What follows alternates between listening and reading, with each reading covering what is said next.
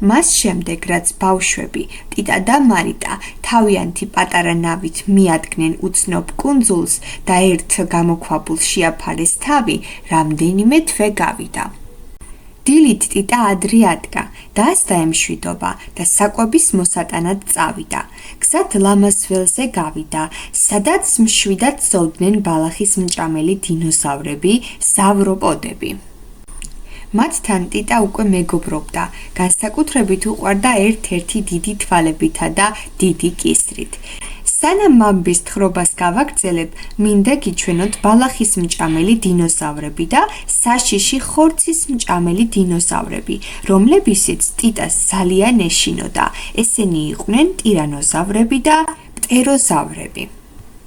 ტიტამ გზა განაგრძოდა, გორაკზე უცნაური ხმაური გაიგონა. გაიხედა და დაინახა სამი მეკობრე. მათ პატარა და საყვარელი დინოზავრი დაუჭერიათ და მის საყვანას აპირებდნენ.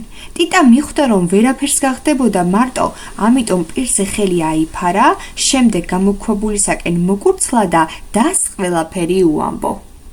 მარიტამ გეგმა შეადგინა და ძმას გაუზიარა. ისინი ღამე, როცა მთვარე ვერცხლისფრად ანათებდა, მიადგნენ ზღვის ნაპირს, სადაც პატარა ნავი ეგულებოდათ. შეცურდნენ ზღვაში და გემისაკენ დაიძრნენ. ამ დროს მეკობრეებს, რომით მთვრალებს გემზე ეძინათ. ტიტამ ნავი გემს მიაბა და თვითონ თოყზე აძვრა. მარიტა და პატარა მაიმუნი ნავში დარჩნენ.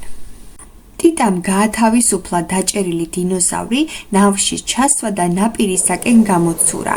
შემდეგ ბილიკს გაუყვნენ გამოქვაბულისაკენ და სამშვიდობას მიაღწიეს.